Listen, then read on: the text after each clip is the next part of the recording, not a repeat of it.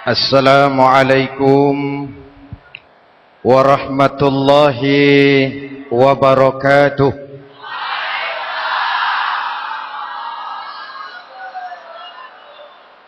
Alhamdulillahi rabbil alamin. Wassalatu wassalamu ala asyrafil mursalin Sayyidina wa maulana Muhammadin wa ala alihi wa sahbihi ajma'in, amma ba'du. Saudara-saudara kaum muslimin yang berbahagia, hadirin, kesempatan malam ini saya ingin cerita akhirat saja. Sudah pernah ke akhirat belum? Mau? Kalau mau saya daftar, besok berangkat. Salah satu rukun iman yang 6, percaya kepada adanya akhirat. Satu saat alam ini akan hancur sehancur-hancurnya. Bumi, gempa, gunung meletus, air laut tumpah ke darat, planet-planet bertabrakan, halilintar menyambar, angin topan bertiup. Semua yang bernama hidup mati, itu kiamat. Lalu kita akan dibangkitkan di padang mahsyar, dibangkitkan dari kubur kita masing-masing. Dan subhanallah, pada saat bangkit dari kubur itu, keadaan muka kita ini menurut satu riwayat berubah menurut amalan kita masing-masing. Jangan heran nanti ada yang dibangkitkan dari kuburnya itu mukanya berubah jadi muka tikus. Hebat sekali, badannya badan manusia, tangannya tangan manusia, mukanya muka tikus. Sebab apa? Sebab waktu di dunia amalannya amalan tikus. Apa amalan tikus itu? Suka menggeragoti barang yang disimpan rapi-rapi.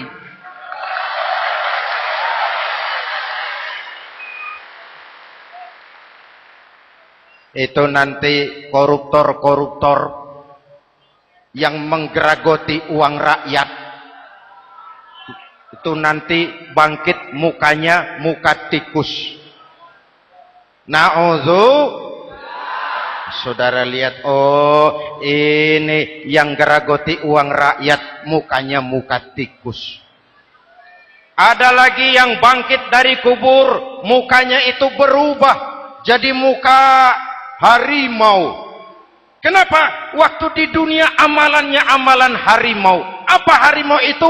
Mau menang sendiri, keras kepala, kupeh. Di mana ada hutan, rajanya pasti harimau. Padahal hutan belum pernah bikin pemilihan umum. Betul? Tapi harimau tidak peduli ada pemilihan umum atau tidak, saya raja hutan. Setelah naik jadi raja di hutan, harimau bukan melindungi rakyatnya, malah makanin rakyatnya.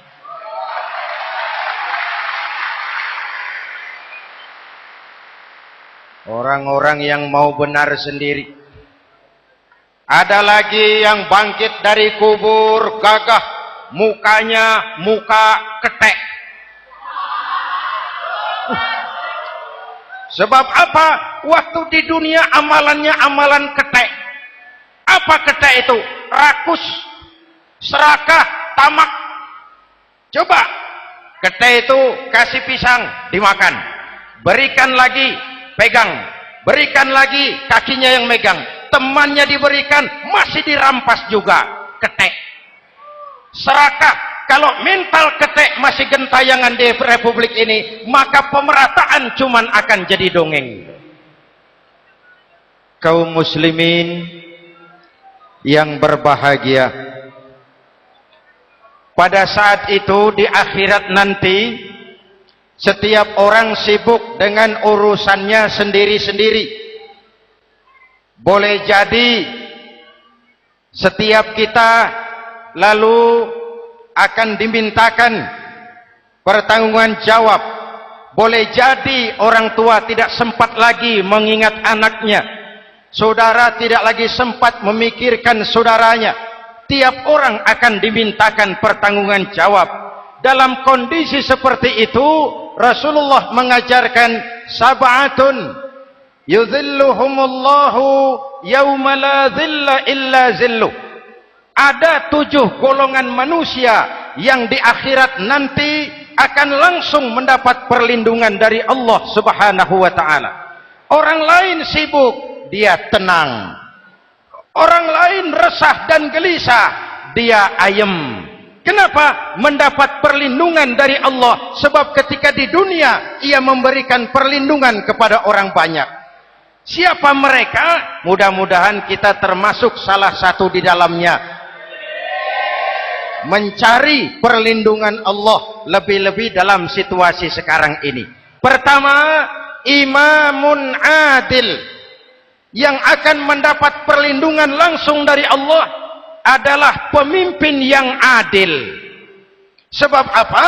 Pemimpin yang adil melindungi banyak rakyat, maka pantas di akhirat dilindungi oleh Allah Subhanahu.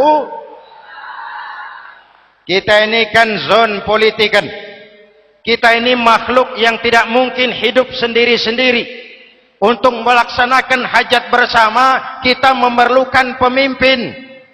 Memilih pemimpin itu tidak sulit. Dalam fikih, ketika sholat, itu dijelaskan bagaimana cara memilih imam. Siapa yang diangkat jadi imam? Pertama, a'lamuhum. Orang yang paling alim di kampungmu siapa? Angkat jadi imam. Yang paling alim, paling menguasai persoalan sehingga bisa membawa bangsa keluar dari kesulitan. Pemimpin yang bisa menyelesaikan masalah, bukan yang menimbulkan masalah.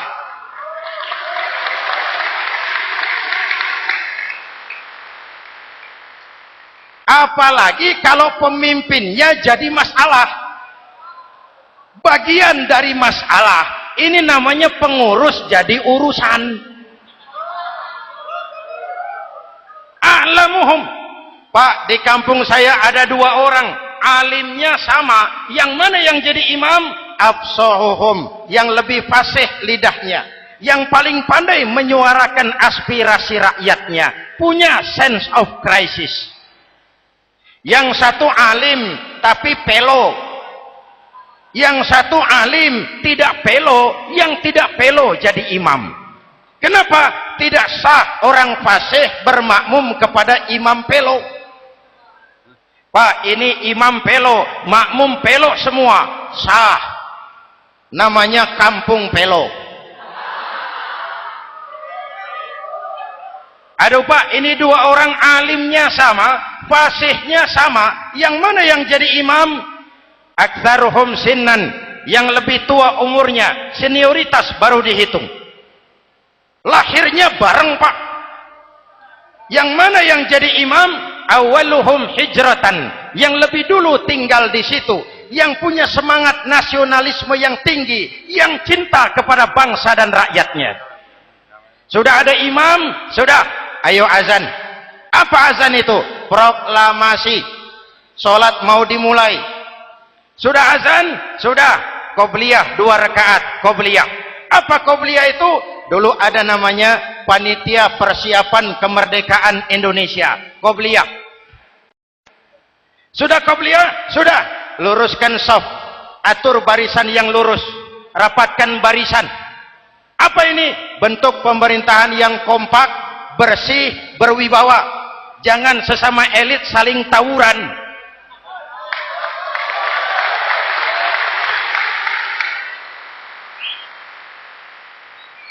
Luruskan shaf. Lalu shaf yang terdepan hendaknya diisi orang yang sedikit alim. Tidak perlu alim betul, sedikit alim. Maksudnya apa? Kalau imam keliru dia bisa tegur. Kalau imam salah dia bisa tegur. Kalau imam batal dia bisa gantikan. Ini wakil-wakil makmum. DPR, DPRD. wakil-wakil makmum. Sudah, ayo imam pimpin sholat.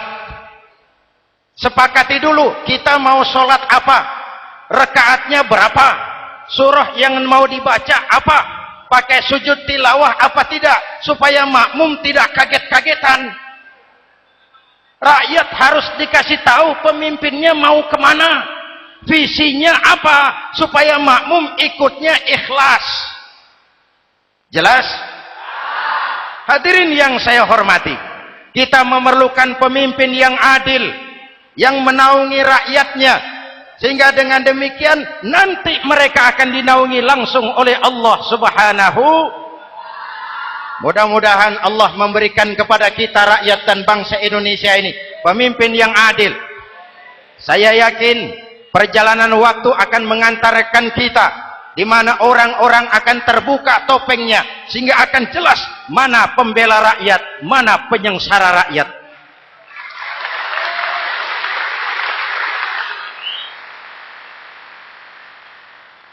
Lalu sebenarnya tiap kita ini kan pemimpin.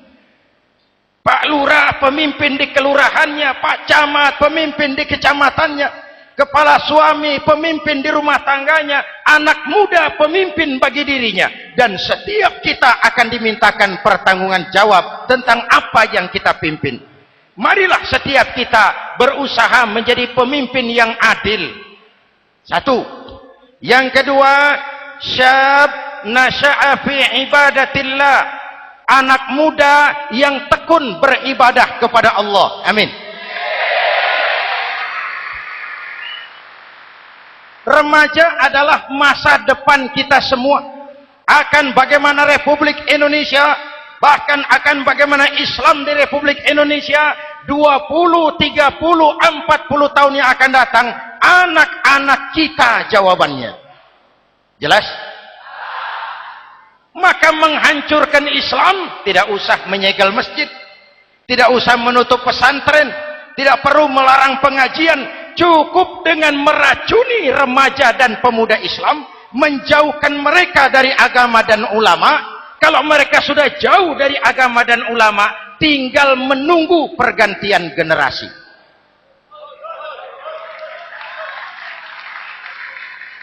Maaf, kalau yang sudah 60 tahun ke atas, itu saya anggap angkatan selamat. Generasi tanda seru. Insya Allah mantap akidahnya, tidak goyah imannya. Tapi yang 30 tahun ke bawah, adik-adik saya ini, the next generation, kalian yang jadi pilot project, remaja-remaja Islam, kalau mau jadi remaja dan pemuda modern, jangan dekat-dekat ke masjid kuno. Masjid khusus 70 tahun ke atas. Baca Quran kampungan. Ngaji urusan akhirat. Seiring dengan itu, modernisasi diartikan dengan westernisasi. Kau tidak bisa jadi pemuda modern kalau semua yang datang dari barat belum kau telan mentah-mentah. Kau harus bisa bergaul seperti orang barat, berpakaian seperti orang barat, berumah tangga seperti orang barat, makan minum seperti orang barat. Kalau nyanyi lagunya lagu barat yang orang lain nggak ngerti, kamu juga nggak tahu. Mengalirlah narkoba dalam segala bentuknya. Maka muncullah generasi-generasi santai, generasi-generasi salon yang mencoba mencari pelarian hanya dengan kesenangan sesaat, tapi menghancurkan masa depan yang pasti.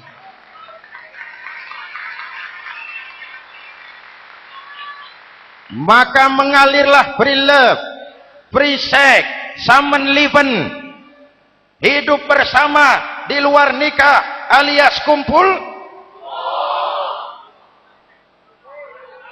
Ya sama saja, kumpul kebo, kumpul embek itu sama. Hadirin yang saya hormati, kalau sudah hancur tinggal menunggu pergantian generasi. Oleh karena itu, adik-adik saya, para remaja, para pemuda, kalian harapan kami semua. Di pundak kalian Kami pertaruhkan hari depan bangsa dan negara ini. Hidup cuma putaran menunggu giliran. Ada saat datang, ada waktu pergi, ada hari lahir, ada saat kembali, ada hari dilantik, ada saat untuk menyerahkan jabatan. Hidup cuma sekadar menunggu giliran. Karena itu kepada kalian saya ingatkan satu ucapan orang bijak. Hai anak muda, berpikirlah kau di waktu pagi, bekerjalah di waktu siang, makanlah di waktu sore, dan tidurlah di waktu malam. Berpikir di waktu pagi, belajar mumpung masih muda. Bekerjalah di waktu siang, amalkan ilmu itu setelah dewasa. Makanlah di waktu sore, hari tua tinggal menikmati hasilnya. Tidurlah di waktu malam, matilah dengan tenang. Kalau pagi kau tidak berpikir, nanti siang kau tidak akan bisa bekerja. Kalau siang tidak kerja, nanti sore mau makan apa? Kalau sore tidak makan, alamat malam enggak bisa tidur.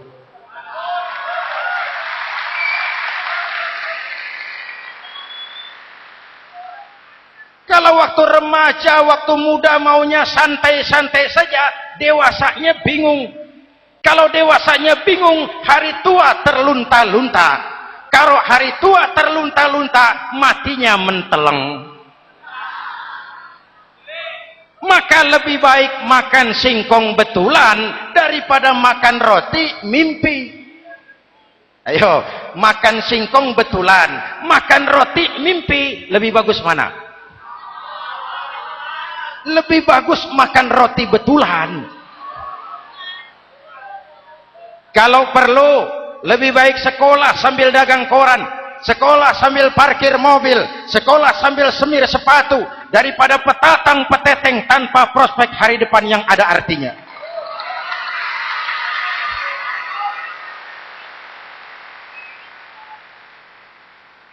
Inilah golongan kedua yang nanti akan langsung mendapat perlindungan dari Allah. Anak muda yang tekun ibadah. Kalau orang tua tekun ibadah, pantas. Orang tua rajin ibadah, tidak istimewa. Masya Allah Pak, itu orang tahajudnya hebat, wirid yasinnya mantap, puasanya luar biasa, zikirnya mantap. Umurnya berapa? 70. Wajar. Lalarwi sanjo. Sudah larut senja. Kalau 70 masih jadi preman, kapan tobatnya?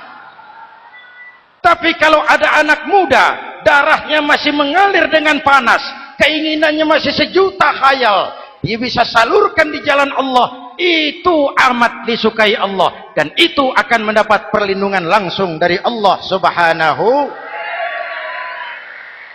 Hadirin kaum muslimin di seluruh tanah air yang saya cintai. Sekarang kita sampai kepada golongan ketiga yang nanti dinaungi Allah. Itu siapa? Rajulun qalbuhu mu'allaqun bil masajid. Seseorang yang hatinya selalu terpaut kepada masjid. Masjid memang tempat melaksanakan solat, tapi lebih dari itu dia adalah pusat kegiatan umat. Umat Islam dengan masjid seperti ikan dengan air, tidak boleh berpisah. Sehingga ada hadis qudsi mengajarkan, inna buyuti fil ardil masajid wa inna zuwari fiha ummaruha. Rumahku di permukaan bumi adalah masjid. Orang-orang yang memakmurkan masjid adalah tamuku. Dari masjidlah terpancar semangat silaturahmi, dan itu yang sangat kita perlukan sekarang. Di tengah-tengah kerentanan kita sebagai bangsa, masjid harus jadi lem perekat. Di sini siapapun yang datang mengucapkan assalamualaikum, betul? Menebarkan salam, menebarkan rasa damai, bersalaman. Kata Nabi, ma min muslimaini yaltaqiyani fayatasafahani illa ghafarallahu dzunubahuma. Apabila dua orang Islam bertemu lalu bersalam-salaman, Allah akan menghapuskan dosa yang terjadi di antara kedua orang itu. Bangsa kita sedang rentan perpecahan. Benih-benih disintegrasi bertebaran di mana-mana. Maka mari kita kembali ke masjid untuk menyusun semangat kebersamaan, meluruskan saf, merapatkan barisan, dan menerjemahkannya di luar masjid. Ini ada kaitannya dengan faktor yang keempat, yang langsung dilindungi Allah. Siapa mereka? Rajulani tahabba fillahi ijtama'a alaihi wa tafarraqa alaihi. Dua orang yang bersaudara, bertemu karena Allah, berpisah karena Allah.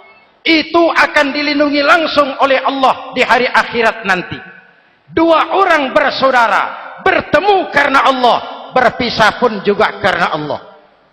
Tadi dalam perjalanan ke sini, saya melalui sebuah desa. Masih ada sisa-sisa tawuran antar desa. Saya tidak sebutkan desanya, itu rahasia perusahaan. Saya cuma prihatin, siapa lawan siapa, siapa yang kita bakar rumahnya, siapa yang kita sambiti dengan batu, siapa yang kita rugikan, padahal urusannya kadang-kadang sepele. Di satu desa misalnya, cuma urusan kaset jadi tawuran antar desa. Ini kan hal yang sangat sepele. Padahal Nabi mengajarkan dengan keras, kalau dua orang Islam saling bertengkar, al-qatil wal maktul finnar, yang membunuh dan yang dibunuh, dua-duanya neraka. Sahabat bertanya, ya Rasul, kalau yang membunuh masuk neraka, pantas. Kenapa yang dibunuh neraka juga? Rasulullah senyum lalu berkata, yang dibunuh pun sudah punya niat membunuh, cuma keduluan dibunuh. Andai kata tidak dibunuh, dia yang akan membunuh. Mari kita renungkan, kenapa sebagai bangsa kita seperti tercabut dari akar budaya kita. Kita jadi beringas, kita jadi brutal untuk hal yang sepele. Yang satu teriak Allahu Akbar, yang lain teriak Allahu Akbar. Siapa lawan siapa? Dulu Bung Tomo teriak Allahu Akbar, musuhnya londo. Sayyidina Hamzah, Khalid bin Walid teriak Allahu Akbar, yang dilawan kafir. Abu Jahal, Abu Lahab, Abu Sufyan. Sekarang si Ali lawan si Hasan, Hasan Allahu Akbar, Ali Allahu Akbar. Siapa lawan siapa?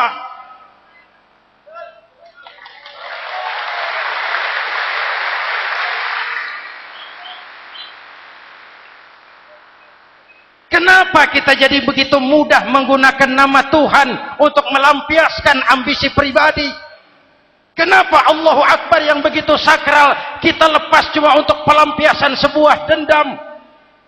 Dua orang yang bersaudara, bertemu karena Allah, berpisah karena Allah. Itu ukurannya. Kau di jalan Allah, kau saudaraku. Keluar dari jalan Allah, selesai persaudaraan sampai di sini.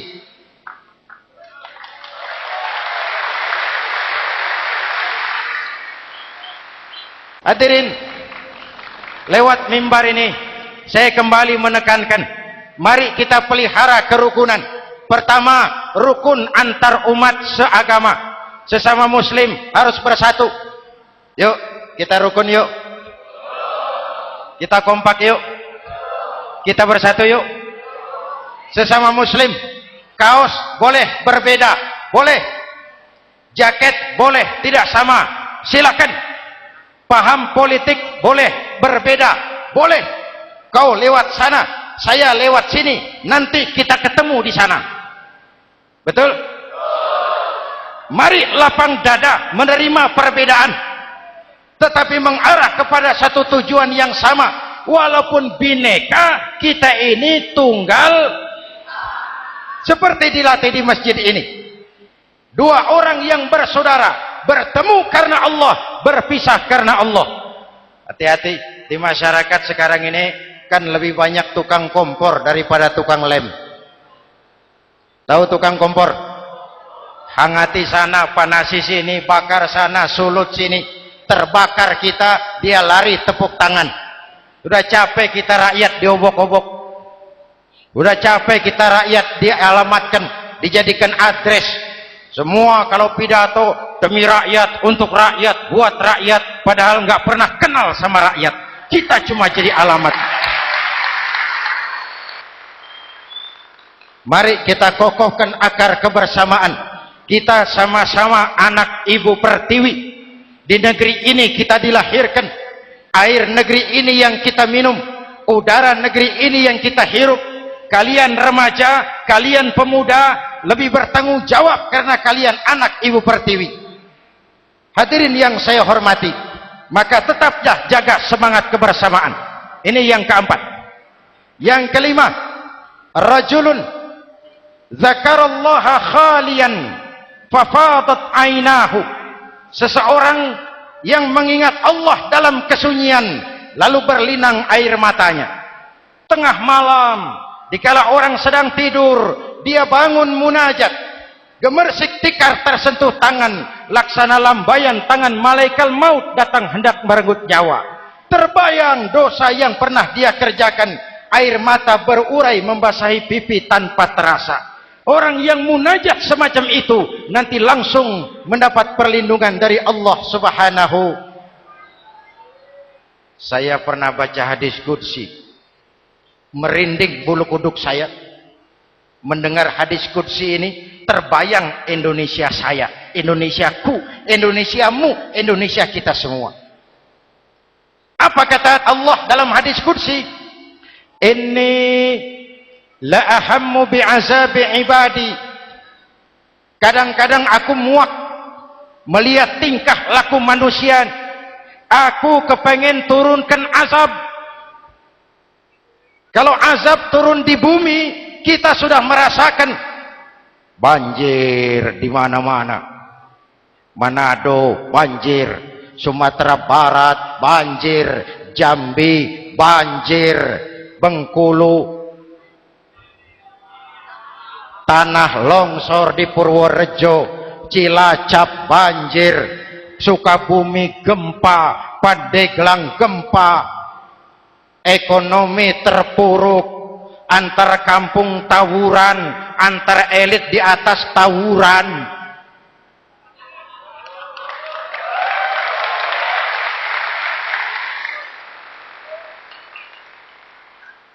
Hutang numpuk. 40% APBN kita ini sekarang cuma untuk bayar hutang. Itu pun dengan asumsi dolar 7.000, 9.000, artinya sekitar 50% APBN kita untuk bayar hutang. Untungnya sekarang ini yang agak menolong, harga minyak membaik di pasaran internasional. Hadirin yang saya hormati, ini lagi ngomong apa saya sih? Aku pengen turunkan azab, tetapi kata Allah, ketika aku melihat orang-orang tua yang sujud di keheningan malam, bayi-bayi tanpa dosa masih menyujud. Ada hadis qudsi mengajarkan, inna buyuti fil ardil masajid wa inna zuwari fiha ummaruha. Rumahku di permukaan bumi adalah masjid. Orang-orang yang memakmurkan masjid adalah tamuku. Dari masjidlah terpancar semangat silaturahmi. Dan itu yang sangat kita perlukan sekarang. Di tengah-tengah kerentanan kita sebagai bangsa, masjid harus jadi lem perekat. Di sini siapapun yang datang mengucapkan assalamualaikum. Betul? Menebarkan salam, menebarkan rasa damai, bersalaman. Kata Nabi, ma min muslimaini yaltaqiyani fayatasafahani illa ghafarallahu dzunubahuma. Apabila dua orang Islam bertemu lalu bersalam-salaman, Allah akan menghapuskan dosa yang terjadi di antara kedua orang itu. Bangsa kita sedang rentan perpecahan. Benih-benih disintegrasi bertebaran di mana-mana. Maka mari kita kembali ke masjid untuk menyusun semangat kebersamaan, meluruskan saf, merapatkan barisan, dan menerjemahkannya di luar masjid. Ini ada kaitannya dengan faktor yang keempat, yang langsung dilindungi Allah. Siapa mereka? Rajulani tahabba fillahi ijtama'a alaihi wa tafarraqa alaihi. Dua orang yang bersaudara, bertemu karena Allah, berpisah karena Allah. Itu akan dilindungi langsung oleh Allah di hari akhirat nanti. Dua orang bersaudara, bertemu karena Allah, berpisah pun juga karena Allah. Tadi dalam perjalanan ke sini saya melalui sebuah desa. Masih ada sisa-sisa tawuran antar desa. Saya tidak sebutkan desanya, itu rahasia perusahaan. Saya cuma prihatin siapa lawan siapa. Siapa yang kita bakar rumahnya? Siapa yang kita sambiti dengan batu? Siapa yang kita rugikan? Padahal urusannya kadang-kadang sepele. Di satu desa misalnya cuma urusan kaset jadi tawuran antar desa. Ini kan hal yang sangat sepele. Padahal Nabi mengajarkan dengan keras, kalau dua orang Islam saling bertengkar, al-qatil wal maktul finnar, yang membunuh dan yang dibunuh dua-duanya neraka. Sahabat bertanya, ya Rasul, kalau yang membunuh masuk neraka pantas, kenapa yang dibunuh neraka juga? Rasulullah senyum lalu berkata, yang dibunuh pun sudah punya niat membunuh, cuma keduluan dibunuh. Andai kata tidak dibunuh, dia yang akan membunuh. Mari kita renungkan, kenapa sebagai bangsa kita seperti tercabut dari akar budaya kita. Kita jadi beringas, kita jadi brutal untuk hal yang sepele. Yang satu teriak Allahu Akbar, yang lain teriak Allahu Akbar. Siapa lawan siapa? Dulu Bung Tomo teriak Allahu Akbar, musuhnya londo.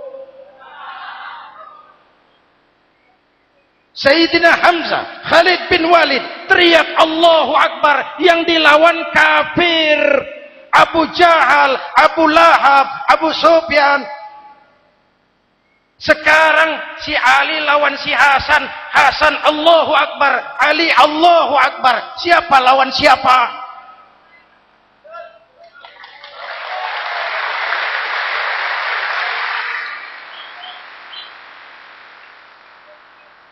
Kenapa kita jadi begitu mudah menggunakan nama Tuhan untuk melampiaskan ambisi pribadi?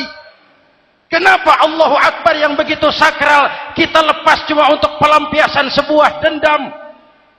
Dua orang yang bersaudara, bertemu karena Allah, berpisah karena Allah. Itu ukurannya. Kau di jalan Allah, kau saudaraku. Keluar dari jalan Allah, selesai persaudaraan sampai di sini.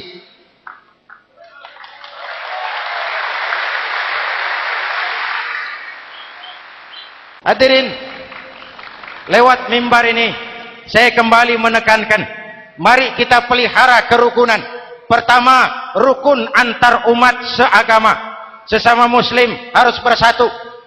Yuk kita rukun, yuk kita kompak, yuk kita bersatu, yuk. Sesama muslim, kaos boleh berbeda, boleh, jaket boleh tidak sama, silakan. Paham politik boleh berbeda, boleh. Kau lewat sana, saya lewat sini, nanti kita ketemu di sana. Betul? Mari lapang dada menerima perbedaan, tetapi mengarah kepada satu tujuan yang sama. Walaupun bineka, kita ini tunggal. Seperti dilatih di masjid ini. Dua orang yang bersaudara, bertemu karena Allah, berpisah karena Allah. Hati-hati, di masyarakat sekarang ini kan lebih banyak tukang kompor daripada tukang lem.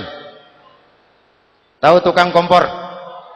Hangati sana, panasi sini, bakar sana, sulut sini. Terbakar kita, dia lari tepuk tangan. Sudah capek kita rakyat diobok-obok. Udah capek kita rakyat dialamatkan, dijadikan address. Semua kalau pidato demi rakyat, untuk rakyat, buat rakyat, padahal nggak pernah kenal sama rakyat. Kita cuma jadi alamat. Mari kita kokohkan akar kebersamaan. Kita sama-sama anak Ibu Pertiwi. Di negeri ini kita dilahirkan. Air negeri ini yang kita minum, udara negeri ini yang kita hirup. Kalian remaja, kalian pemuda lebih bertanggung jawab karena kalian anak Ibu Pertiwi. Hadirin yang saya hormati, maka tetaplah jaga semangat kebersamaan. Ini yang keempat. Yang kelima, rajulun zakarallaha khalian fafadat ainahu. Seseorang yang mengingat Allah dalam kesunyian lalu berlinang air matanya. Tengah malam, dikala orang sedang tidur, dia bangun munajat, gemersik tikar tersentuh tangan, laksana lambaian tangan malaikat maut datang hendak merenggut nyawa. Terbayang dosa yang pernah dia kerjakan, air mata berurai membasahi pipi tanpa terasa. Orang yang munajat semacam itu nanti langsung mendapat perlindungan dari Allah Subhanahu. Saya pernah baca hadis qudsi, merinding bulu kuduk saya mendengar hadis qudsi ini. Terbayang Indonesia saya, Indonesiaku, Indonesiamu, Indonesia kita semua. Apa kata Allah dalam hadis qudsi? Inni la ahammu bi'azabi ibadi. Kadang-kadang aku muak melihat tingkah laku manusia. Aku kepengen turunkan azab. Kalau azab turun di bumi, kita sudah merasakan banjir di mana-mana. Manado banjir, Sumatera Barat banjir, Jambi banjir, Bengkulu, tanah longsor di Purworejo, Cilacap banjir, Sukabumi gempa, Pandeglang gempa, ekonomi terpuruk, antar kampung tawuran, antar elit di atas tawuran.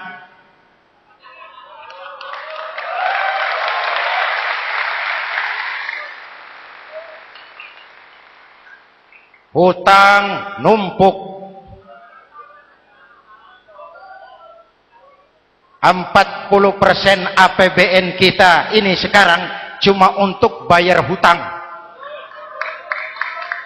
Itu pun dengan asumsi dolar 7.000, 9.000, artinya sekitar 50% APBN kita untuk bayar hutang. Untungnya sekarang ini yang agak menolong, harga minyak membaik di pasaran internasional. Hadirin yang saya hormati, ini lagi ngomong apa saya sih? Aku pengen turunkan azab, tetapi kata Allah, ketika aku melihat orang-orang tua yang sujud di keheningan malam, bayi-bayi tanpa dosa masih menyusu, binatang ternak melata mencari makan, murkaku surut, azab aku tarik kembali. Ayo renungkan hadis ini. Allah mau marah nggak jadi, azab ditarik, kesulitan diangkat, pertolongan datang, ada yang meredam murka Allah. Allah mau marah nggak jadi. Kenapa? Orang-orang tua yang tengah malam sujud sambil berlinang air mata, itu yang meredam murka Allah. Yang ikhlas menangis kepada Allah, bukan menangis berdasarkan pesanan. Ini kan sekarang apa yang nggak bisa dipesan? Istighosah pesanan, demo pesanan, 10.000 berangkat. Ngerti apa enggak urusan soal lain.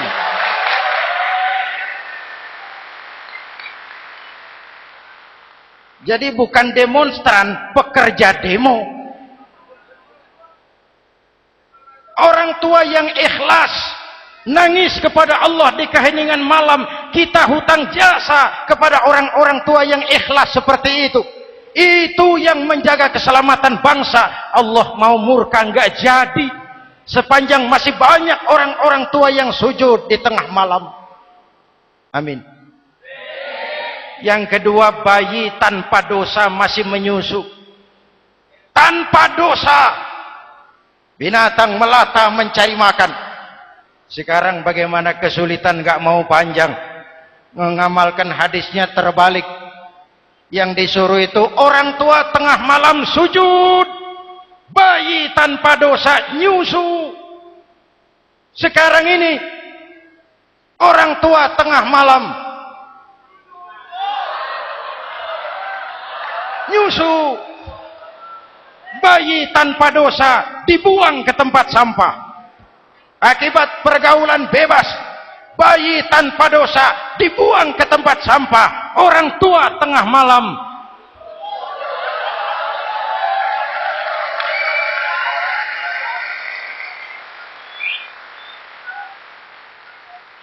hadirin. Yang keenam, rajulun da'athum ra'atun zatu mansibin wa jamalin ila nafsiha faqala inni akhafu Allah rabbal alamin. Orang yang bermoral dibujuk rayu oleh perempuan cantik, lalu dia berkata, maaf, saya takut kepada Allah. Orang bermoral yang merasakan kehadiran Allah dekat dalam hidup. Umpama waktu puasa, saudara sholat zuhur, sebelum sholat saudara berwudu, ketika berkemur saudara korupsi, sedikit airnya saudara minum. Jangankan polisi, teman wudu sebelah pun tidak tahu kalau waktu berkemur saudara korupsi. Kenapa kita tidak mau melakukan? Ada rasa malu kepada Allah. Ini yang perlu kita tumbuh kembangkan, rasa malu kepada Allah subhanahu wa ta'ala. Yang ketujuh, rajulun tasaddaqa bi sadaqatin fa akhfaha. Orang yang bersedekah lalu disembunyikan sehingga tangan kiri tidak tahu apa yang diberikan oleh tangan kanan. Orang yang punya kepedulian tinggi tetapi ikhlas menolong yatim, membantu sesama dalam rangka menegakkan masyarakat yang adil dan makmur. Mari kita mohon kepada Allah, semoga kita semua senantiasa dalam perlindungannya di dunia ini dan lebih-lebih di akhirat nanti. Al-Fatihah. A'udzubillahi minasyaitonir rajim. Shiratal ladzina an'amta 'alaihim ghairil maghdubi 'alaihim waladdallin. Amin. Bismillahirrahmanirrahim. Alhamdulillahi rabbil alamin. Allahumma shalli ala Muhammad wa ala alihi wa sahbihi ajma'in. Rabbana taqabbal minna salatana wa siyamana wa qiyamana wa takhashu'ana wa ta'abbudana wa tammim taksirana ya arhamar rahimin. Allahumma ja'alna minas su'ada'il makbulin wa la taj'alna minal ashqiya'il mardudin. Rabbana zalamna anfusana wa illam taghfir lana wa tarhamna lanakunanna minal khasirin. Afdalu ma qultuhu ana wan nabiyyuna min qabli la ilaha illallah.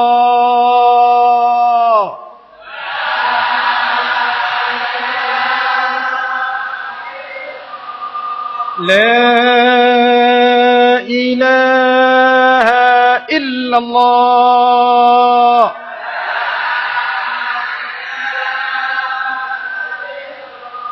Muhammadur Rasulullah.